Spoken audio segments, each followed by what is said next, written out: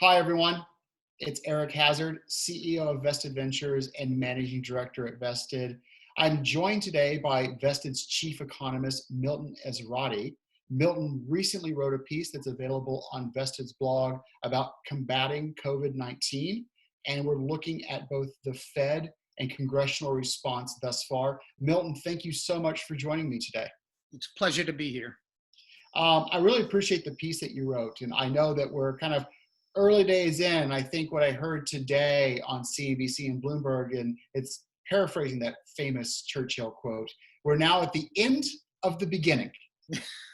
And I think your piece is kind of a nice marker in time here, where you've told us a little bit about the Fed's initial monetary response and some of the tools they've used, and some of the congressional fiscal responses. But just in a few words, where do you see us right now, both from a Fed and congressional perspective?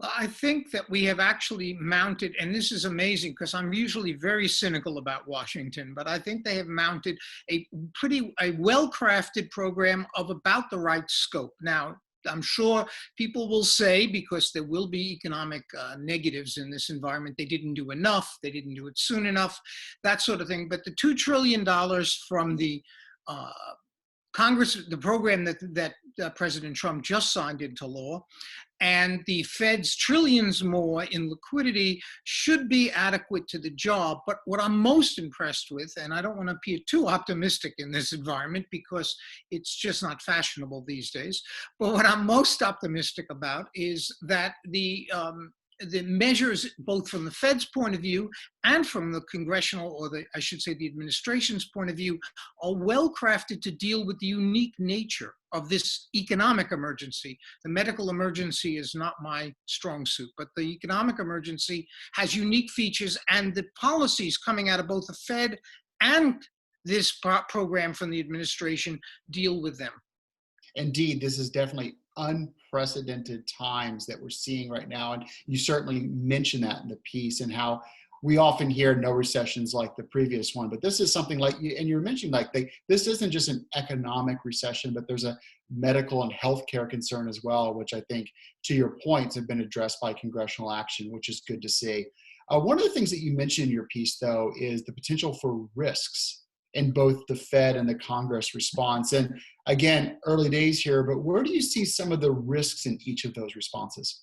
Well, there is always a risk because Washington deals in tremendous complexities, and I've already heard stories, it's all purely anecdotal, where the monies that have supposedly were supposed to flow to the medical establishment to help them are not flowing the way the medical establishment would like. That's one risk. But I think we've overcome the big risk, which worried me when they started to work on this, is that they would just reach into the standard tool bag, the standard countercyclical policies, put them in place and say, we've done our bit. And that would have been entirely inappropriate. And they haven't done that. As I say, they have tailored these things to the emergency. Yeah. And since you're an economist by trade, I want to talk a little bit about some of that tailoring, because we've heard a new phrase emerge, which is unlimited QE. And I'd love to get your take on what unlimited QE means, particularly in response to this crisis. Well, that's a great question. It actually gets to the nub of this thing. The Fed's first reaction, of course, was to put rates down near zero, which is fine. I expected them to do that, but that's out of the standard playbook. They also said we're going to buy a lot of treasuries, we're going to buy a lot of mortgage, and that would, of course, put liquidity into markets, and that helps. It certainly helped the stock market since they made the announcements, and especially since we've had this fiscal policy. But those sorts of things we're dealing with, they are aimed at an environment where there is a demand shortage. They want to induce people to spend. My attitude is, if you could put rates to zero, but in this environment, no one is going to spend on expansion, even if you paid him interest to do so, or her interest to do so. So they had to do something else.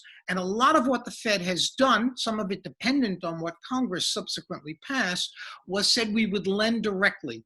We would fund the Small Business Administration. Now, that's mostly a fiscal thing, but they would fund lending to corporations, and particularly corporations with lesser credits, which the Fed is typically not allowed to lend to, but they have the provision to do so if the Treasury backstops the credit risk. And The subsequent legislation from Congress did, in fact, earmark over $300 billion for the Treasury to backstop the credit risk so the Fed can flow into these businesses. Now, when people say unlimited QE, that depends on who you're talking to, what they mean by that. But if that's what they mean, then this is appropriate for this environment. Right, indeed. And I think we're all going to be learning what we mean by unlimited QE. And you've talked a little bit about some of the extraordinary measures lending to different corporations of different ratings. One of the things that I've heard some commentators talk about is the prospect of inflation by introducing this much liquidity to the market. How is the Fed looking at inflation like this? Is there a concern? And if so, how are they managing that?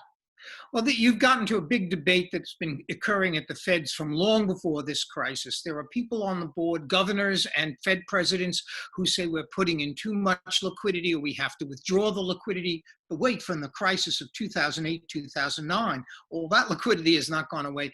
They're worried about inflation. There are others who say, no, we haven't seen any inflation. There's no reason to worry about inflation. My attitude is this is an emergency. Inflation is something we can worry about after the emergency. And I think there are people at the Fed, although I don't attend their meetings, I think there are people at the Fed who are saying that as well to Jay Powell. We'll deal with inflation if that becomes a problem in its time. Right now, we have an emergency. And I know we're really speculating, getting way ahead of ourselves, and we'll see more congressional action. What might the Fed do in an inflationary environment? What might be some of the tools that they would deploy inside of this unlimited QE environment? Well, what the Fed would have to do, if we did face an inflationary situation, what the Fed would have to, presumably that would occur after the emergency, because when your economy is tumbling, inflation is not the issue of the day. But presumably if the economy recovered and an inflationary pressure were to build as a consequence of this flood of liquidity, the Fed would have to start withdrawing the liquidity. And that would mean rate hikes that would probably unnerve Wall Street, and saying, all right, we've bought all this treasury debt from the open market. We bought all this mortgage debt from the open market. We bought all this corporate debt from the open market. We're selling. And that would withdraw the liquidity very quickly. Yeah. And you've mentioned all the debt instruments that the Fed may take on as they inject liquidity. There's also some talk that they may even take on equities, ETFs, and certain direct stocks. And do you think that's a real possibility here, or are they just talking a little bit to the market? Well, I think the Fed is unlikely to buy the equities. However, there is some talk that the federal government would take an equity stake if they lent to corporations, and that would not be unprecedented. They've done this before in time of war. Oh, very good. So when we think about that, then what do you think is next for Congress? We've seen this relief or stimulus bill, depending on your framing, get passed and signed into law. What are the next actions that they're likely to take? Well, I think the next thing they're going to do, if they do anything, is probably support medical research and the hospitals directly. That would be the next action, because there'd be no way to assess the economic effects of these measures until for several months. So for Congress to make another move would be almost to admit defeat before they had the evidence that they were defeated or not. But there is, right now, there is increasing medical emergency in the hospital sector and need for healthcare workers and supplies. And I think they might actually draft emergencies for that, although they're not confiding in me either. Well, if you had a larger Twitter audience, perhaps.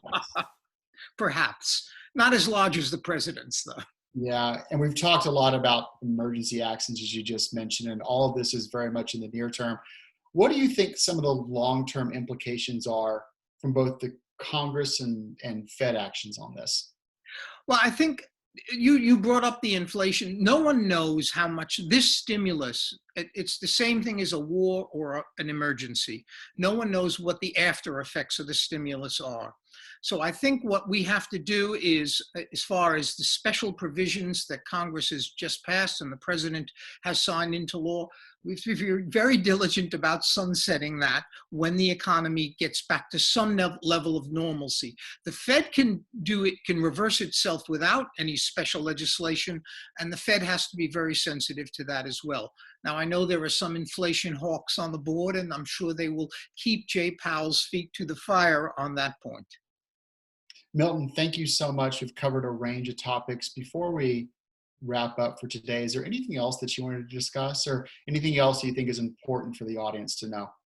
Well, I think that because I happen to have a great deal of cynicism toward Washington, and I think that's probably a common thing among investment people, and I come from the investment area. This bill was very well crafted. Credit to Mr. Munchin, our Secretary of the Treasury, because he did most of the work on this. And I don't believe I'm saying this, credit to Congress for acting so swiftly. Well, thank you so much, Milton. And thank you, everyone, for joining us today. Continue visiting the Vested website, where we have a number of content pieces on COVID-19 and the response, both from an economic policy, but also from a marketing communications aspect.